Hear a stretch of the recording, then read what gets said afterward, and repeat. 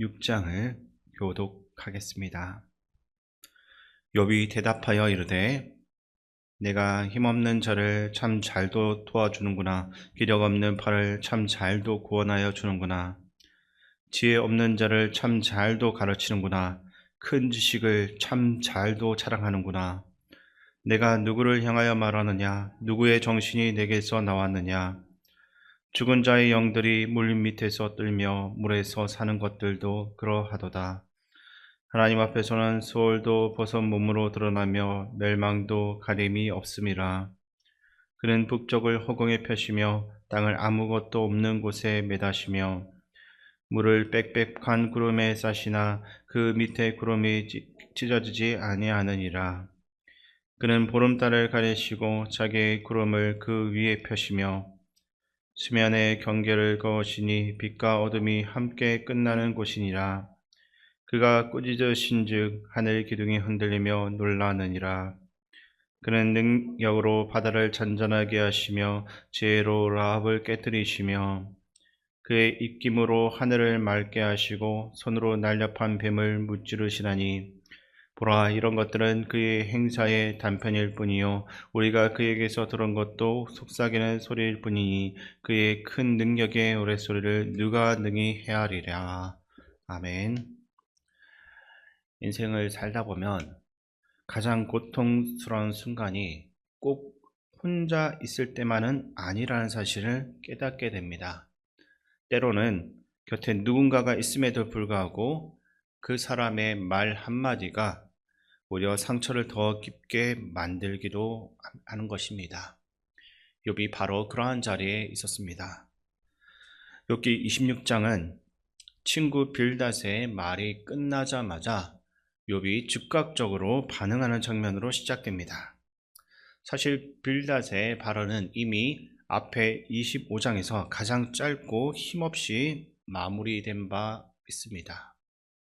왜냐하면 그의 말은 스스로 깊이 고민하며 씨름한 것에서 나온 고백이 아니라 친구 엘리바스의 주장을 반복하고 일부를 바꾼 수준에서 머물러 있었기 때문입니다.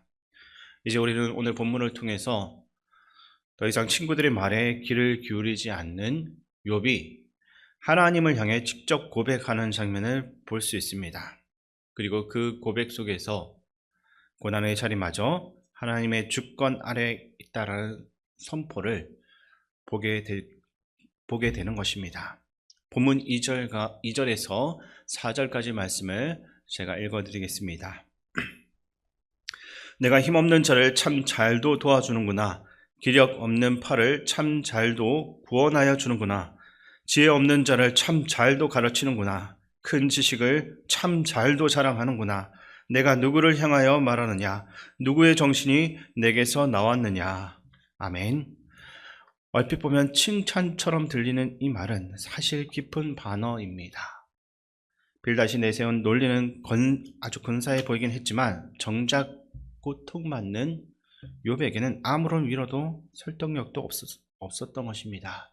욥은 그 점을 정확하게 짚어가며 지적하고 있습니다. 특히 욥은 4절 끝에서 이렇게 묻고 있습니다. 누구의 정신이 내게서 나왔느냐? 이것은 말의 출처를 묻는 근본적인 질문입니다. 과연 이 말이 하나님에게서 나온 것이냐? 아니면 사람의 편견과 간섭에서 나온 것이냐 하는 물음입니다. 여기서 우리는 중요한 교훈을 얻게 되는데 교회와 가정, 공동체 안에서 우리는 수많은 말을 주고받습니다. 그런데 그 말이 과연 하나님으로부터 나온 것인지 아니면 내 경험과 습관과 선입견으로부터 나온 것인지 물어볼 수 있어야 됩니다.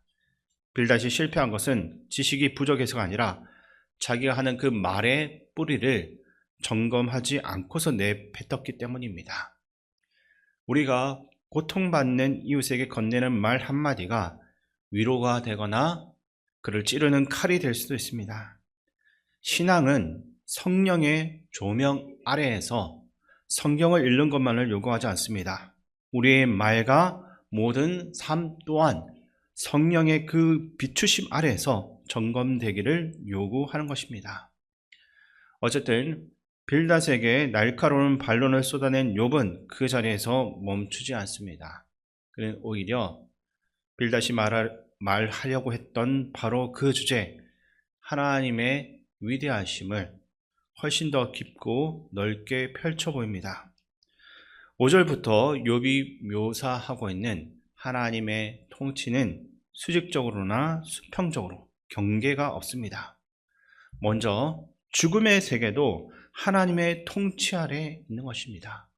물속 깊은 곳의 존재들, 음부와 사망의 영역까지도 하나님 앞에서 완전히 벌거벗겨져 있습니다.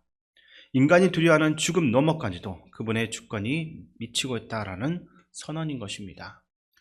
두 번째로 창조 세계의 질서 자체가 하나님의 손에 달려 있다는 것을 강조합니다. 7절에서 욥은 그는 북쪽을 허공에 펴시며 땅을 아무것도 없는 곳에 매다시며 라고 말합니다. 욥의 시대의 이 고백은 아주 경이로운 선언이었을 것입니다. 그리고 8절에서 구름이 찢어지지 않는다라는 표현에 우리가 주목을 해볼 필요가 있습니다. 수증기로 가득 찬 구름이 그 무게에도 불구하고 찢어지지 않는 것, 그것 자체가 하나님의 정밀한 섭리였습니다. 우리가 당연하게 여기고 보는 자연의 질서 하나하나가 하나님의 손길 안에 있다는 것입니다. 세 번째로 빛과 어둠의 경계도 하나님이 정하십니다. 10절에서 욥은 하나님이 수면 위의 경계를 거셔서 빛과 어둠을 구분하셨다라고 말하고 있습니다. 이러한 묘사는 창세기 1장의 창조 질서를 연상시키고 있습니다. 그리고 12절과 13절에서는 하나님이 바다의 교만을 꺾으시고 날렘 뱀을 무찌르셨다라고 선포합니다. 고대 근동의 세계에서는 바다와 뱀은 혼돈과 악의 세력을 상징하고 있습니다. 그러므로 이것을 통해서 하나님은 우주의 창조자이실 뿐만 아니라 혼돈의 세력까지도 다스리시며 완전히 압도하시는 분이다라는 것을 선언하는 것입니다. 이 모든 묘사가 뜻하는 바가 무엇이겠습니까? 하나님의 통치에는 예외되는 구역이 없다는 것입니다. 가장 높은 하늘도, 가장 깊은 음부도, 가장 어두운 밤이나 가장 거센 혼돈의 물결도 그분의 다스림, 그 주권 안에 있다는 것입니다.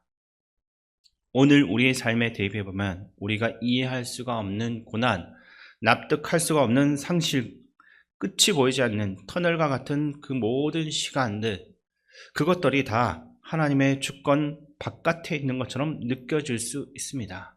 그러나 욥은 그곳까지도 하나님이 없다라고 우리가 생각하는 그 영역까지도 하나님이 직접 다스리신다라고 고백하는 것입니다. 마지막으로 14절 말씀을 우리 함께 읽어보겠습니다. 보라, 이런 것들은 그의 행사의 단편일 뿐이요 우리가 그에게서 들은 것도 속삭이는 소리일 뿐이니 그의 큰 능력의 우레소리를 누가 능히 헤아리랴. 아멘. 오늘 본문의 절정은 바로 이 마지막 구절이라 생각됩니다.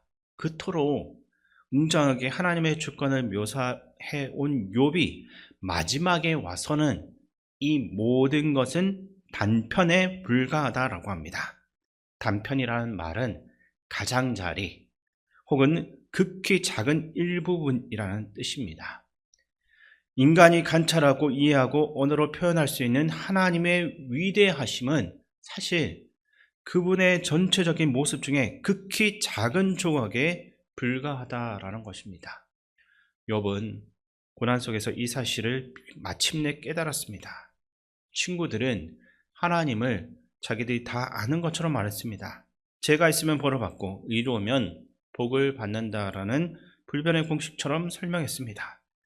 그러나 그 공식도 하나님을 너무 작게 만드는 작은 그 테두리 안에 가두는 것이었습니다.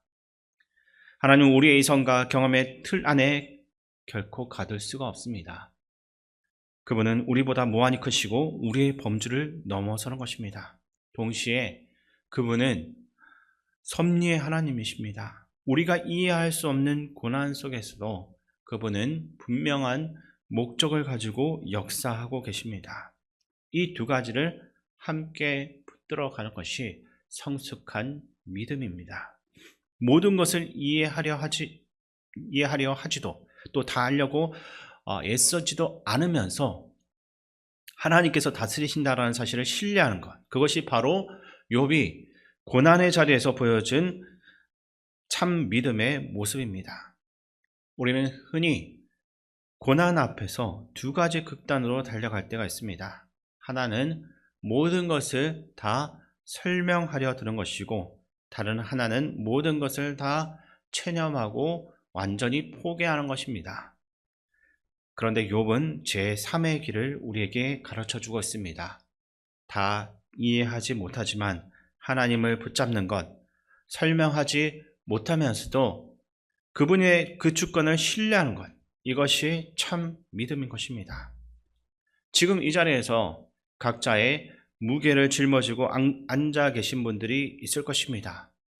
오랫동안 병을 앓고 고통받고 있는 분, 자녀 문제로 가슴이 아픈 분, 경제적인 어려움으로 한숨이 깊어진 분, 인간 사이의 그 관계로 마음이 닫혀 있는 분들까지, 그 모든 자리 가운데 하나님께서 여러분들과 함께 계심을 잊지 마시기 바랍니다.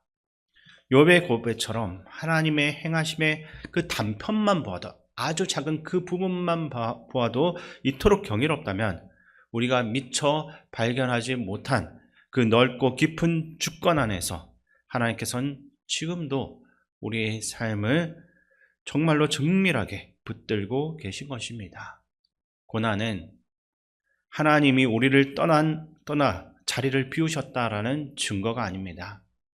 오히려 고난은 하나님의 주권이 우리의 삶에 얼마나 깊이 관여하고 있는지를 보여주는 역설적인 증거일 수 있습니다. 욥은 그 자리에서 하나님을 잃어버리지 않았습니다. 오히려 그 순간에 하나님을 가장 깊이 만난 것입니다. 오늘 이 자리를 떠날 때 여러분의 삶을 다스리시고 끝까지 인도하시는 하나님의 손길과 주권을 다시 한 번 더 붙들고 나아갈 수 있게 되기를 주님의 이름으로 축원드립니다. 하나님 아버지, 우리의 말이 누군가를 살리는 위로가 되게 하시고 내 생각과 습관이 아니라 오직 성령 하나님의 인도하심을 따라 말할 수 있게 하여 주시옵소서. 이해되지 않는 상황과 고난 속에서도 원망하지 않고 모든 것을 다스리는 하나님의 주권을 신뢰하며 우리의 삶을 온전히 주님께 맡길 수 있게 하여 주시옵소서. 우리와 늘 함께 하시는 예수님의 이름으로 기도드립니다. 아멘.